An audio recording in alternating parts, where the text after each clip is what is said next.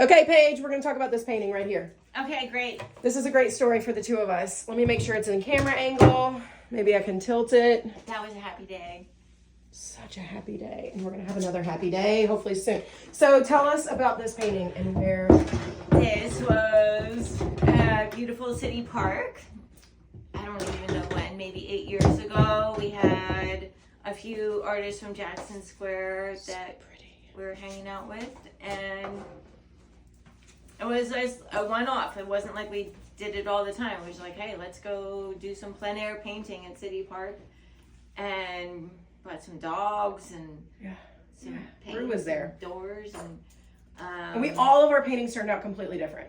Yeah. I remember we were like sitting in the same space, and because we're all different people. Right. You of course painted architecture. I did. I found the one house that you could see in that scene, and I was like, I need to paint this house. That's mine. If we go back again. Oh wait, No, I'm painting trees.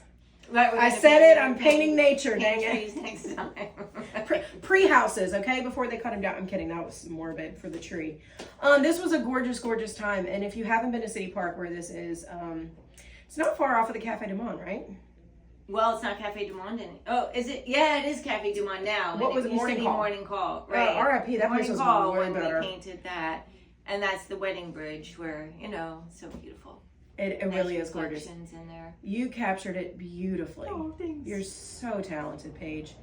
Okay, so you didn't study art though. This is all self-taught. This is all just self-taught. Yeah, I have a BS in business administration, and so you're good at business.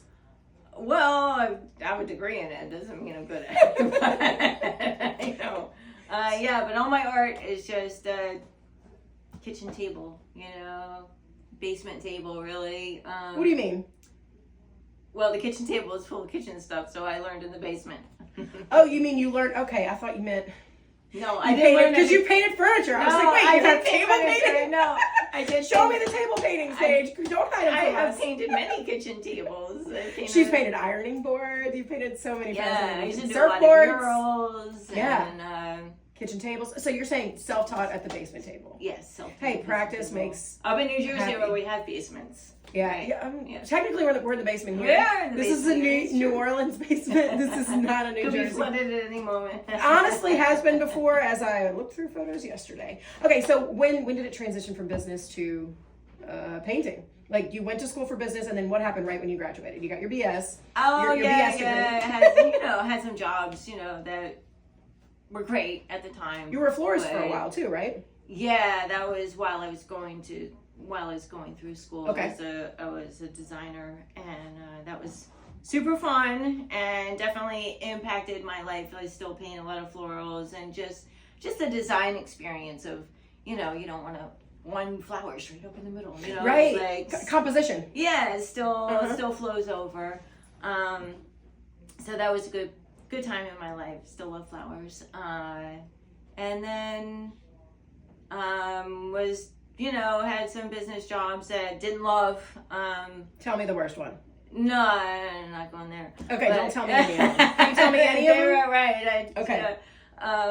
But moving into art was just like a slow transition. It was just did a little bit here, did a little bit there when I was a florist, and then the sales rep started picking up my art, and it was like, well, I'm going to introduce this to other florists, and I was like, okay, all right, let's do that. Yeah, so that's how I started doing some art. You did stuff and people liked it. I did stuff and people liked it. And then you're like, maybe I'm still doing stuff and like it. Maybe I can keep doing it, and maybe they'll keep liking it. Yeah, and it's a hard life, man. Don't we all know it? I know. Sydney draws and paints and says she wants to be an artist, and I go, do you really? I'm not sure if. So this is off topic, but Josh Duncan, yes. Right? Their kids with Sarah. So their kids just went to like a kids art show, and he's like, she just sold like $150 worth of art this weekend, And she's like, she's okay, stuck. she's like, what, 7 now? Yeah, it can only go downhill. No, I'm just kidding. It can only go downhill from here. You know what? Maybe the next generation will have it a little bit easier because like he can teach her what not to do, what to do. Hopefully we can. Yeah. But you're right. It has not been easy. How many years since you first started? You've told me recently. My first gallery I had in 1991 Okay. in Upper Saddle River, New Jersey, and I just visited it. It was tinier than this room. Okay. Was my first gallery, and that lasted like a year maybe or something like that. And it was great. It was a really interesting experience. Did not make a lot of money, but did get a lot of knowledge, and yeah, it was good. I was young then, so whatever. 32 years. That's literally a lifetime of work. Yeah, it's a long time of painting. A lot of brushes. Yeah, a lot of brushes, a lot of paint. How many gallons of paint do you think you've been through? Jeez, I don't know, right? And I mean, then you can say you've sold to, people from all over the world. You've touched their lives.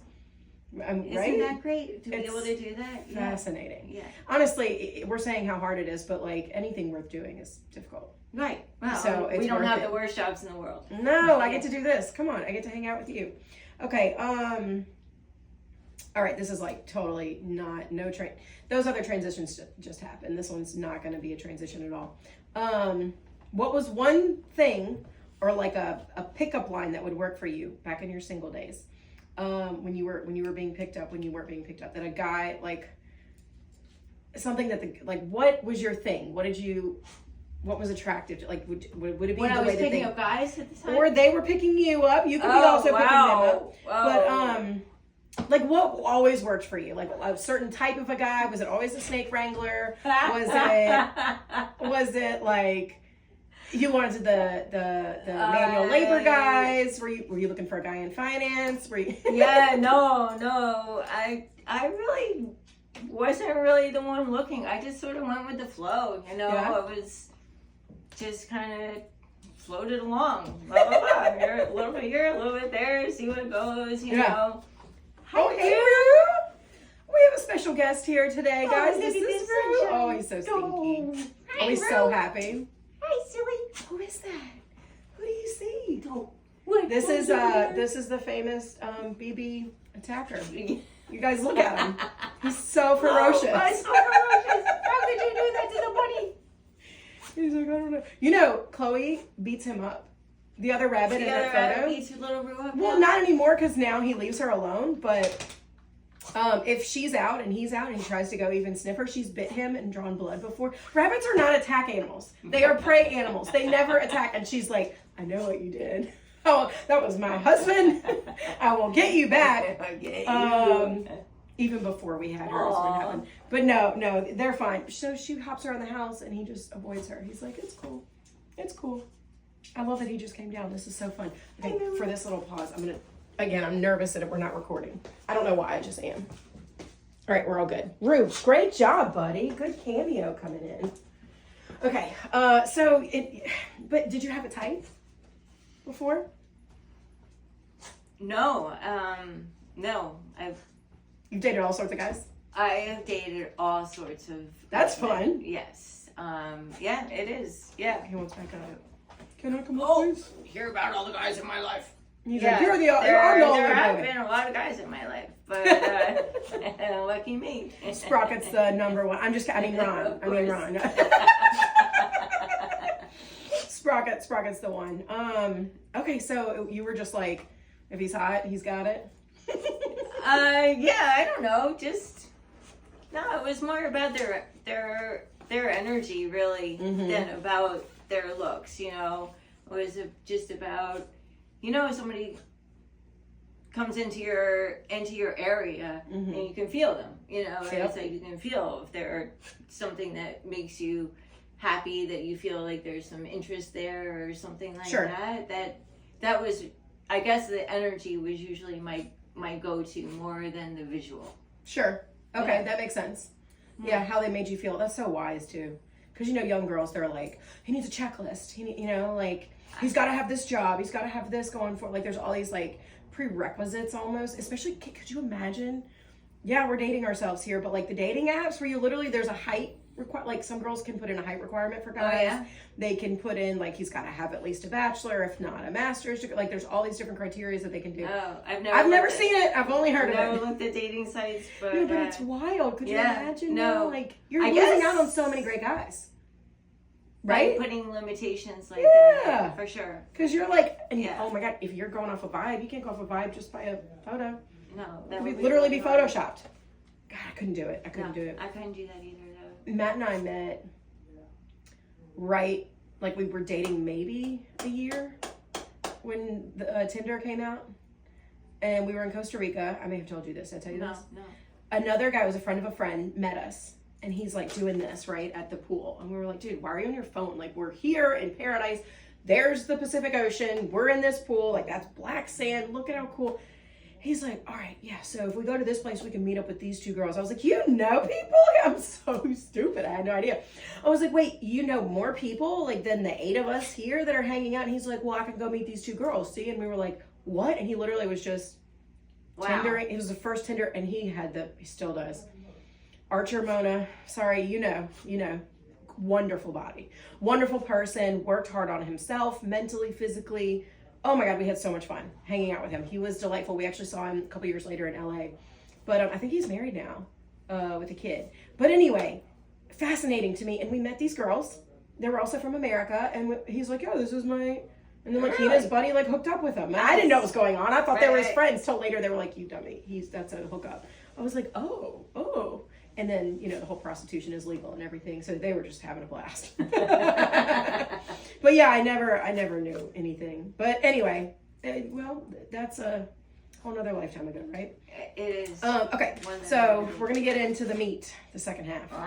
I know, get nervous. No, I'm just kidding. Don't ever be nervous. Okay, so this is kind of a selfish question. So this is why I'm asking it, just to preface this. I've always looked up to you. I've always asked you for advice. We'll get to some of the other things that I really appreciate about your business mindset versus your art mindset and the balance, but for right now, we're dealing with history and we're living in the moment now as we try to do. Yeah. How do you deal with that yin and yang, the dichotomy between who you were back then and then who you are now or who you want to be? So we're constantly changing and evolving. Yeah. What are you loving about the place you're in right now versus, the floater, as you called yourself earlier. The what? You're the floater. You were like, I just floated between. Yeah, between men. Yeah, totally. Hey, nothing wrong with that. That's fine. I don't know. I feel like I feel pretty solid right now. I feel like,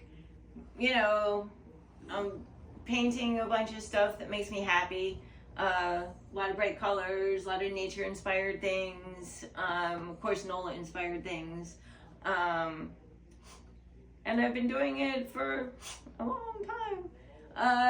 So I feel pretty confident about where I'm at right now. I like it. I like my stuff. It's selling, so that's always nice.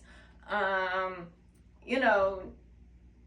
got some ideas for the future that, hopefully it'll come to pass. It's always good to have some Goals. plans to work towards. Sure. And, And you feel like what you're doing now is helping work towards that. Yeah, some bigger projects and just going a little bit different direction.